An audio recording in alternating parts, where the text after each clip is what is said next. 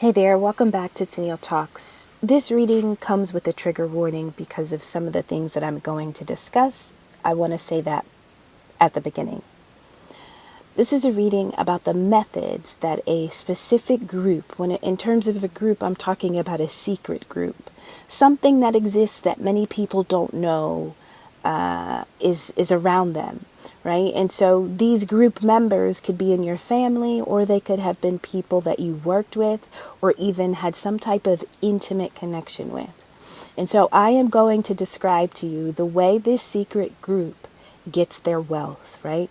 And so these are the methods to their sacrificial madness. So this is a group that accumulates wealth by way of sacrificing. And so when a sacrifice is a possession. You have a possession and you surrender it as an offering to a god or to a divine or supernatural figure. And so obviously the Most High is not who this group is sacrificing to and for, right? And so whatever deity or entity or spirit that this group works for, it needs to be fed. And so it can't eat just anything, right? And so it's important to feed this spirit because this group wants to accumulate wealth, right? This group, they go out and they hunt for the possession that they need in order to sacrifice it. Once the sacrifice is accepted, this group accumulates wealth. Now, this is pretty morbid, but when we're talking about hunting, right? Accumulating wealth is because you had a successful hunt. Now, when men in this group are hunting, they're hunting for many reasons, not just money and prosperity, but they're hunting because they want help with the trials that they are facing in their own life. These could be legal trials, financial trials, career, health. All humans are guaranteed to endure trials in our life, right? And so this secret group understands that, and they have figured out a way to circumvent the shortcomings of our own humanity by attaching themselves to a spirit. Now, this spirit requires the energy of something specific in order to offer them what it is they are looking for. Okay? I want to say something else. Something unique about this group of men is, and this is actually men. I'm saying men. This is not a man versus woman conversation. This is not anything like that. But when the reading comes, the reading just comes. And it's just my responsibility to say it as I sense it, see it, and feel it. And so forgive me if it seems like I'm beating up on men. This is not all men, but this is this group, okay? And so these men want money. They want prosperity. They want access. They want to be seen, right? They want to be given assistance, and they want to make it beyond whatever trials they face in their own life. These are men that possess knowledge of the forest. When I'm talking about that, I'm talking about the elements of earth. And so in terms of the magic, or in terms of the things that they use, they are really... They understand earth. They understand the realm that we are in. They do possess a knowledge, and so they use it for their own gain. And that's not always a bad thing, right? Now, the knowledge that they have is about botanical healing and herbs and magic, right? And so we are all living on earth. And so one of the ways to master life is to better understand where you are. What environment are you in? What does the environment offer you? How does the environment respond to you? And so this is a part of the knowledge that this group has. And so now let's talk about sacrificing. So there's something that they have to surrender in order to get whatever it is that they need in their own life. And so when they are hunting for the possession that they need to feed this spirit, they are hunting women, but not just any type of woman. This is a woman that is gentle. This is a woman that is a healer of the home, right? And so if a home is broken in any type of way, there's a certain type of woman that has the ability to bring people back to a place of peace and calm and tranquility. This is a woman that's gentle. This is a woman that realized that, yes, things get broken, and yes, we want them to so badly be fixed and corrected, but it does require gentle action. It does require slow progress. So this is a woman that is patient. She has grit. She can endure. And so in terms of feeding the beast that they have bound themselves to, not any type of woman will do, right? This woman needs to have healing abilities. She needs to have communication skills, and she needs to be able to hear and respond to the inspirations that she gets in her womb, right? And so she needs to be able to hear and sense the Most High and the spirit realm when it guides her to move in a certain direction, or it gives her an idea, right? This is a woman that needs to be activated in her femininity. Why? Because a woman that is activated in her femininity has the ability to manifest. And this group wants that. They want the ability to manifest. I want you to think about this for just a moment. You are a creator, right? We are images of God. We have the ability to create. We have the ability to birth.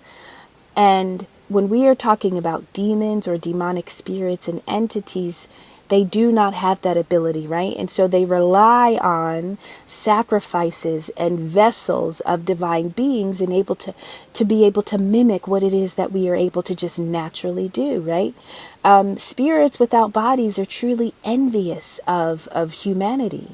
They despise us. And sometimes we don't even know what we are capable of. We don't even know what we can do. We don't have that knowledge, which is why these secret societies and these secret groups are allowed to thrive in the way they do, because most of us are ignorant for much of our life to the fact that this exists.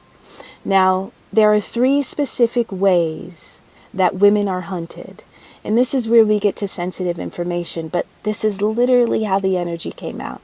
And so, tactfully, I'll try my best to deliver it. 3 specific ways. And the first one, I believe, is almost a part of the initiation. So imagine that you are entering this group, right? And so one of your first tasks, or one of your earliest performances of your own magic, right? In terms of your ability to hunt. Now, the way in which they hunt, most times when I think of hunting, I think of rifles, I think of bows, arrows, I think of things like that. Well, no, this group uses life events, traumatic life events, in order to hunt women, right? And so think about, you've crossed paths with a man. Now, this could be a man that you're related to. This could be a man that was sent to you. This is a man that recognizes you for something you possess, but you don't know that when he enters your realm. You don't know that he knows something about you that you may not even know about you, right? And so, in order to kind of groom women, in order to get women in the right energy, to be able to harvest or pull on the energy that you most need from them in order to manifest, you have to trigger something. You almost have to get them to leak it out, right? And so traumatic events are a way to kind of scar the soul. It opens a wound, and a wound is a home. It is a home. Things live in wounds. Emotions, memories, feelings live inside of wounds. And so this group hunts women first by creating a wound. They need a way in. They need a place to live. When I say they, I'm talking about dark energy. Whatever spirit it is that needs to be attached to the womb and to the energy of this woman to get the woman to leak out, right? So something has to be attached. Now, I have traffic collisions. And so I want you to think really quickly if any of this has resonated with you so far, and if you identify as a woman who is a healer of their home, or who has been targeted or hunted for sacrificial purposes. I want you to think about any car accidents or traffic collisions that you have had in your life. Now, typically, when there's a traffic collision, we look at it, we're like, oh, this was an unintended event, right? Sometimes it will cause death or injury or property damage, right? And I want you to consider that traffic collisions, maybe that you have faced in your own life, they were not unintended events. They were a part of almost your enrollment package into a program.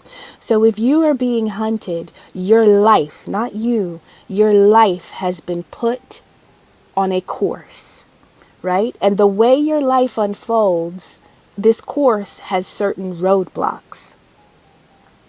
or booby traps, right? Or just obstacles. So your life has certain obstacles, and every time you get to an obstacle, it guarantees that a trauma or an event is going to trigger something in you emotionally that will cause your spirit to mourn and to grieve. And so this is how you start to collect the energy of a light being, a light one, a divine being, a divine feminine or a divine masculine. So traumatic situations have a way of getting your body to almost cry out and give out a certain type of frequency. They want your life force, right? They want your life force. And so think about traffic collisions, or think about anything that you were involved in with a vehicle that may have devastated you in some kind of way. If this was not you personally, have you ever lost someone? Or have you ever been connected or related to somebody that went through something tragic in terms of car accidents that somehow wounded you, right? Sometimes it's not even that they have to wound you. If they just touch or do something harmful to someone that you love, that's enough to get you open. That's enough to get your energy responding to the incident that they triggered, right? And so the idea is that when this group, let's say you're a new initiate, and when you are ready to play, when you are ready for action, when they are ready to spark your energy and to light your inner fire so that they can begin to groom it and use it for their own gain, car accidents, traffic collisions are one of the methods that they use to get into your being, your vessel. Okay, so when you think about the events, right, and the successive years, they need to be in chronological order. So if you are somebody that has had like just crazy freak accidents, you totally walked away from them, right? Maybe if you were even in a car with other people, maybe the fate of the passengers was different from yours. Maybe you're here and maybe they are not, right? And so nonetheless, I want you to think about odd incidences with vehicles, and I want you to consider that this was a part of the obstacles that your life was enrolled in to guarantee that they could get you to respond, that they could feed off of you. Okay, next thing. So first is traffic collisions. This is the way that women are hunted. Method 2, I have the proverb, no person is born great. Great people become great when others are sleeping. Okay, so now I'm thinking about this, and I was trying to understand, like, now why is this significant?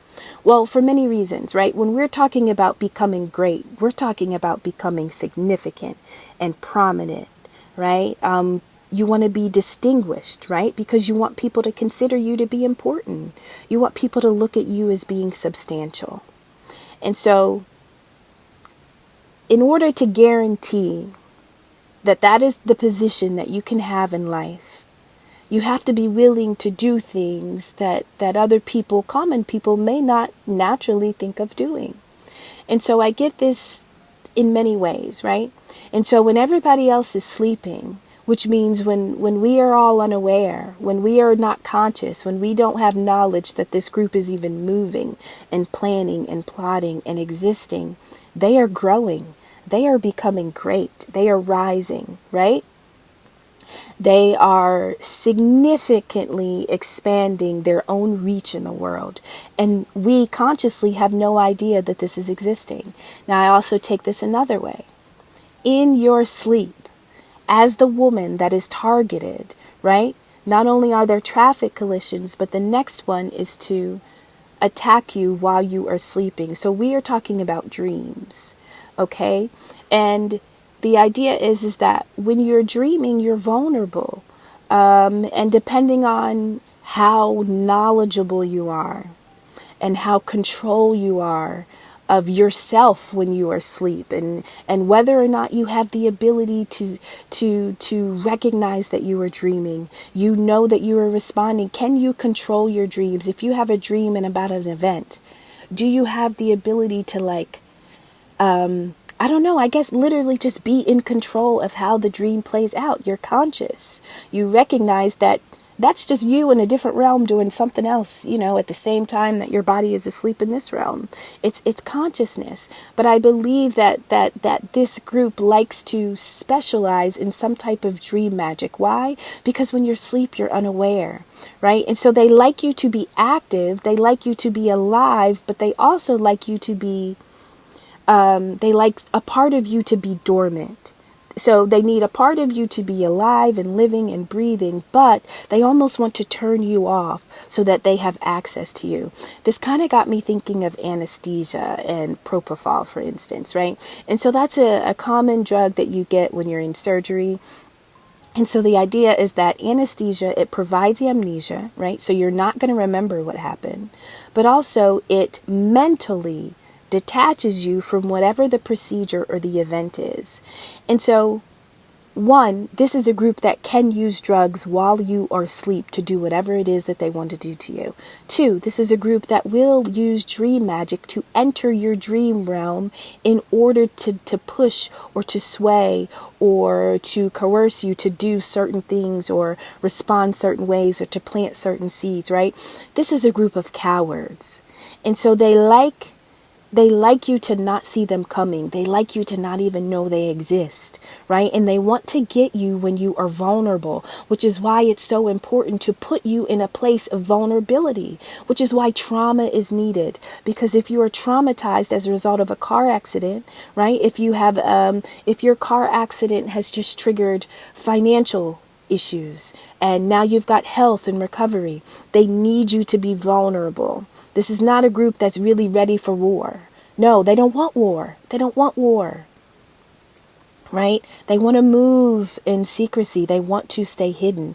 This is a group that doesn't, in terms of growth and prosperity and wealth, this is not a group that cares about winning. They don't need to be the strongest man in the room. They don't need to have the most power. They don't need to have the biggest title. These people really like to kind of be in the same room as the winner. But they don't care if they're not the winner. They just want to be there. They just want to be next to people of power, right? It's okay if nobody knows their name. They just want to be in the room with the people that everybody knows. They just want to say they were there, right? These are wannabes. And so if they have to steal divine energy from divine women, then they'll do that in order to create a life that they never would have been able to have on their own, right? These are essentially wannabes. And so they are willing to steal and traumatize and kill and subdue their victims that they are hunting in order to guarantee that they get a certain outcome.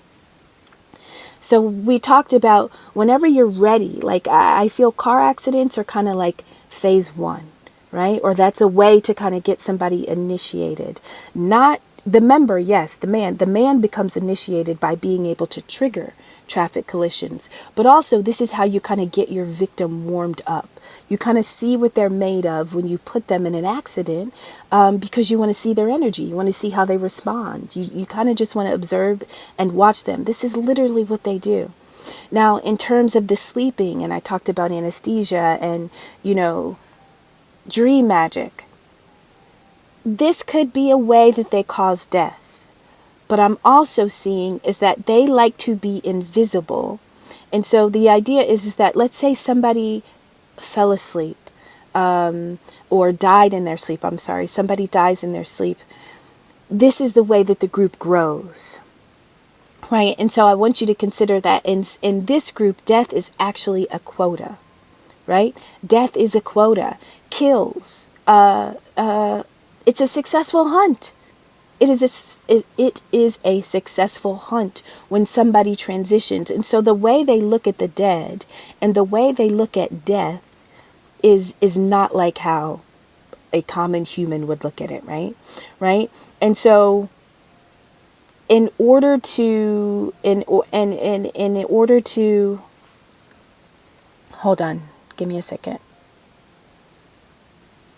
In order to guarantee their increase in the organization, you have to continue to achieve hunts, right? You have to continue to hunt. And so I feel like level 1 might be traffic collisions. Level 2 might be using some type of drug to subdue your victim. And once your victim is subdued, whatever you do to that victim, whatever, and maybe in some cases, maybe these people are supposed to perish. Maybe you are supposed to drug somebody so that they do transition out of this world. And so when one life leaves, it's essentially you're allowing another energy to come in. I don't know. I'm really getting that, I don't know, that this group just has a totally different perspective and outlook on death. And again, they have knowledge that commonly we don't possess. And so there is something about death that is not scary to them and is not fearful. I mean, obviously, yes, their own is pretty deep, but they don't have problems. Their own death is they don't want to see that. But what I'm saying is that if they have to lose or sacrifice a loved one or a blood relative or somebody that they've been intimate or the mother of their children, they are okay. They have made peace with it. And I feel like it's because they know something that we don't know yet. They know something that we don't know yet. And so their relationship with the dead, whether they use the dead, whether they offer to the dead, right? And when I'm talking about use the dead, I'm talking about use the dirt around the tombstone or use the ashes of somebody that's been cremated, right? But their relationship with the dead is significant when it's talking about becoming great, right? And so when we're all asleep at night, maybe they're out at cemeteries collecting vials of dirt. When it's time for us to go to sleep, maybe they are injecting certain people with a certain drug in order to give them amnesia or in order to mentally detach them from the event that they are about to do on whoever the hunted victim is. Now, step 3, we have sexual abuse and assault, right? And so every time we oppose our will on another, it is an act of sexual violence. That's Gandhi, right? Every time we oppose our will on another, it is an act of violence. And so this group specifically, sexual violence is any sexual activity that occurs without the consent, right? And so this is another method. This is what they do. This is another one of their signatures, right?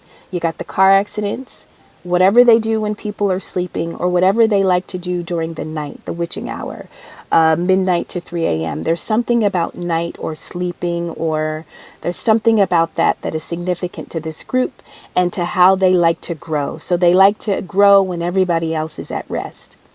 And so listen, members of this group, their sleep patterns could be off. If you've ever dated anybody and it seemed like they've had sleep troubles, they weren't able to sleep, or these were people who just didn't even consider sleep to be a priority. They would work, and essentially fall asleep anywhere. Right? It's because when other people are at rest, these people are on the move nonetheless. Okay. So, sexual violence, it causes shock, fear, sadness, anxiety, depressive disorder, anger, right? These are the guarantees of being SA'd, is that the victim will give you this emotion back. And those are the low vibrational emotions that dark entities feed off of, right? And so putting you through a traumatic event guarantees that vibrationally you are going to live very low, because these are the emotions that you are going to be sitting in, right? 1 in 3 women, 1 in 4 men have some type of experience with sexual violence, right? And I believe that those stats are honestly much higher, but because of shame and fear, many people just don't report the abuse, right? So those stats may not, that's what was available, but what I'm saying is those could be skewed just because of the nature of what it does to your body, right? And that is what this group has intended. Why? Because they need to get you leaking. They need to get you open. They need to get you wounded, right?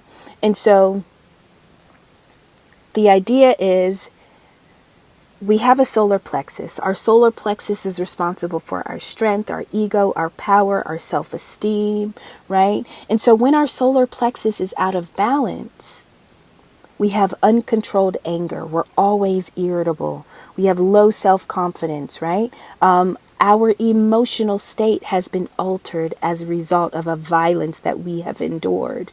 And so this group either initiates or organizes or sets up obstacles to guarantee that you experience certain life events because they need you to be in a certain energy.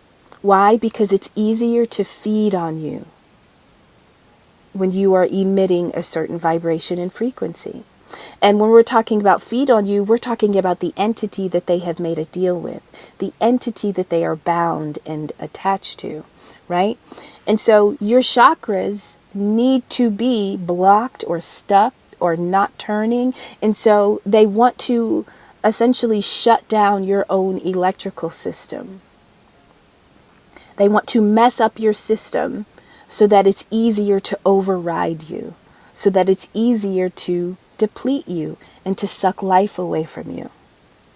Now, with therapy, and coping skills, it is possible to move through the events that we've experienced, right? And kind of make our way to healing. And so I do want to say that in order to root themselves inside of your psyche, in order for them to take away your stability and strength, again, they have to wound you.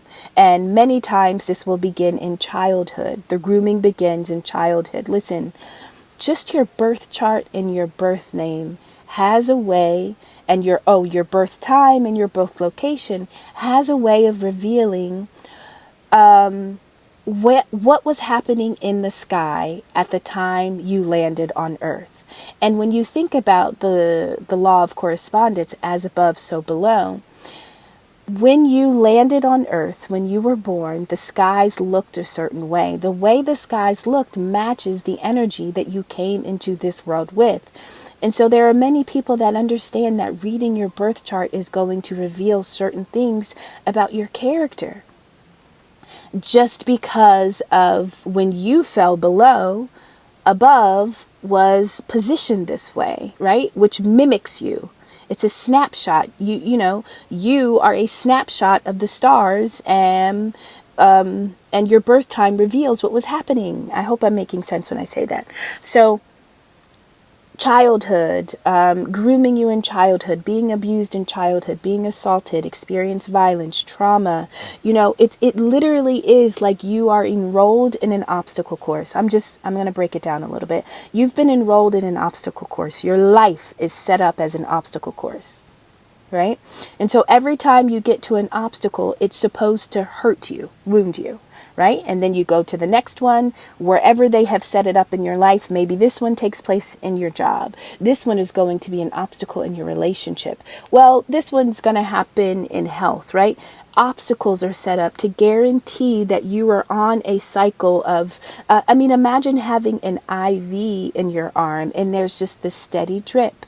They want the steady drip. They want the guarantee that you are always going to be a source of energy and abundance and power, right? They want to drain you, but it's slow.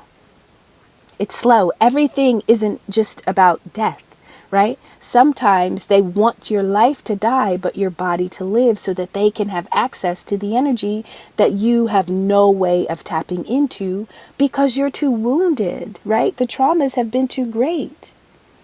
So here's the wild card, right? One of the worst things that you can do in your life to knock this group off their square is to heal, right?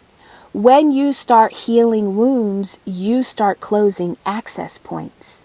They are not able to reach you or access your energy in the ways that they did in the past. So if your life is an obstacle course, imagine that you're at obstacle 3 and you're about to progress to obstacle 4, but instead you stay at 3. You don't leave 3 until you overcome and deal with the pain that you are going through. And then they're like, oh God, they've been at 3 for so long. Like we had already set up stage 4. They haven't got there yet. No, because you stayed at 3 and you healed. You took it slow. But guess what? They thought you were going to 4. And instead of going to obstacle 4, you went backwards to obstacle 2. And you patched up what happened at obstacle 2. And before going forward again, you went back to obstacle 1. So not only you're on the obstacle course that they set up for you, but you're moving backwards. And you were undoing and closing all the holes that they opened up in your energetic field, right? You are removing the entities that they attach to you.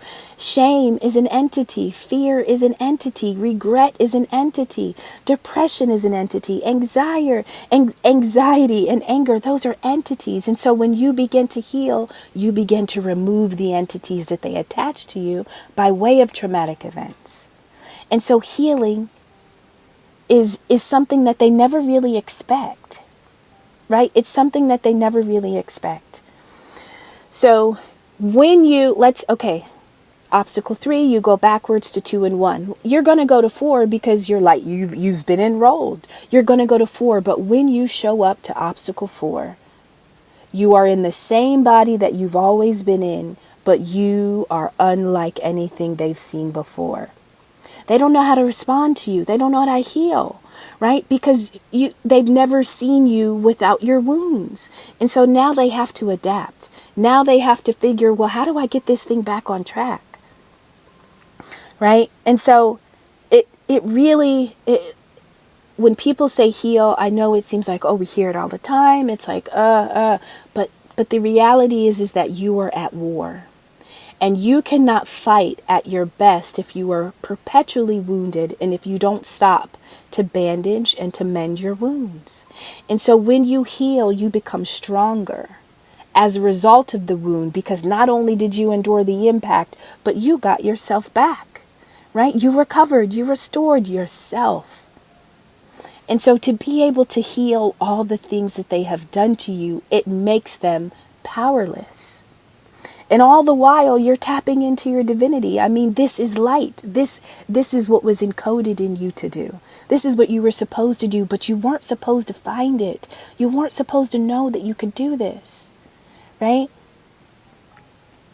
And so when you heal, you have to deal with yourself in every capacity. You have to heal your body. You have to heal your diet. You have to heal your mind. You have to heal your emotions. You have to heal your interpersonal relationships, right?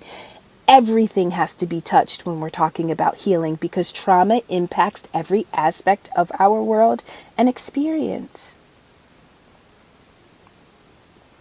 And so when you have the ability to overcome grief, you change the game. Now, this is towards the end of the reading, but I wanted to mention that one of the characters that came out on the card is a biblical character. I know I've talked about Paul in other readings, but I want to talk about the beginning of Paul for just a minute, because I think that this is relative to what you have gone through. And so, Paul was a part of the Pharisees at one point, and they were essentially killing anybody that was a follower of Jesus. Jesus's early movement was known, they were called the Way, right? That was the name of the Jesus movement. It was called the Way. They were showing people the way. And the Pharisees is offended because it's like, well, if you're the way, well, then who the hell are we, right? We've been telling people that if they follow our laws, right, and if they live what we've been telling them to live in their daily life, well, then they are going to make it to whatever the promise is. And so here comes Jesus, and he's like, yo, like, fuck your laws. It's love over law, right? And so here comes the battle. And so Saul was a member of the most high council. They were known as the Sanhedrin, right? And the Sanhedrin held the most power in all of Judaism. And so when they heard about Jesus, it was a problem. And so Saul, who was and this council typically had 10 men. These were middle class men. Only middle class could serve on the Sanhedrin council. So Saul was a member of the Sanhedrin council. They find out about Jesus. They find out about the followers, and then they start to hunt them. Sounds familiar, right? Then they start to hunt them. And one of the first people that was martyred was Stephen. And so Stephen, a follower of Jesus, they tended to hunt people that were common or fishermen, right? People that had no education. Those were kind of the early followers of Jesus. And so Saul sought them out because he felt like the things that they were speaking were questioning his authority, right? And so they had this rule: listen, you are no longer able to proclaim that Jesus is the Messiah, right? So Stephen said something out of pocket to Saul, and Saul throws a rock at him. All the other members of the Pharisees follows, and they stone Stephen to death. He was a martyr. So Saul, is killing followers of Jesus. Well, now they want to put new laws into place, but they've got to deliver letters to all of the communities to say, hey, we heard about the way, we heard about the guy named Jesus, and anybody who wants to follow him, you're a zealot, this is blasphemous, and there will be a penalty to pay. So Saul has to go and deliver, right, the letters to let people know we're not dealing with this, right? This is not how we live. This is not the way. On his road to Damascus, God appears, Jesus appears, and Jesus says, why are you persecuting me? And so when Jesus appeared to Saul, it came as a light, as a bright light. And after hearing Jesus's voice, not being able to see him, but being able to sense and feel the energy and to hear his voice, Saul essentially, he was able to see God for the first time ever. Right? And now he is a believer, right? Now he turns his name, he becomes Paul, right? So Saul turns into Paul, and now he becomes one of the greatest missionaries and church planters, soul winners of all time. So first he was persecuting all the followers, and now he becomes a follower. This is what I mean about healing, right? And so Paul's healing was supernatural. After Jesus appeared to him in the form of light, for 3 days, Paul could not see, he could not eat, and he could not drink. What I'm saying to you is that sometimes we go through events that are divinely designed. You could have had a moment in your life that turned you from Saul to Paul, where at one point you were asleep and you had no idea about the things that were happening to you. You didn't have the vision, you didn't have the consciousness, the insight, or the awareness, right? But then supernaturally you have this experience that you know is divine and you can't call it anything else, right? You have your moment, your God moment, the moment with Source, the Most High, and it forever changes you. And as a result of that moment, you begin to heal. These are the things that these groups and societies can never anticipate or schedule. They can't control God. They can't control the divine plan. And you are a reflection of how God moves, right? In unexpected ways. Now, I also take this message because Paul was once a persecutor of believers. I even take this message that sometimes after crossing paths with some of the women that they have been sent to attack or hunt, some of these men will have moments of supernatural awareness or encounters that somehow change them, right? And it awakens them to the reality of what it is they're doing and who it is that they are serving, what it is they are really a part of. Now, I think that the strength of the woman that they are hunting is going to determine the outcome of the hunt and how it shows up in the life of the hunter. I hope that makes sense, right? And so when I'm saying to you, those of us that have been hunted are being hunted. If you continue to heal, your healing is not only a benefit for you, it is also a benefit for those that are coming after you, because you become a warrior, you become a force, you become something that they can't conquer. And so what happens then? They are conquered. They are changed. They experience some supernatural shift. And I don't know if that is always the plan, right? To run into you and then to kind of experience something divine. But this is how demons and spirits and entities are slayed, right? The same people that they hunt are essentially the same people that are going to slay the entity that they've been serving and feeding and offering to. So that is the reading. I did talk about a few things that were sensitive. I'm going to make a note that this could be a trigger type of reading. But I thank you for being here. And if you relate to any aspect of it, we are here together. We are totally here together. And so thank you so much. And I love you. And I will see you on the next one.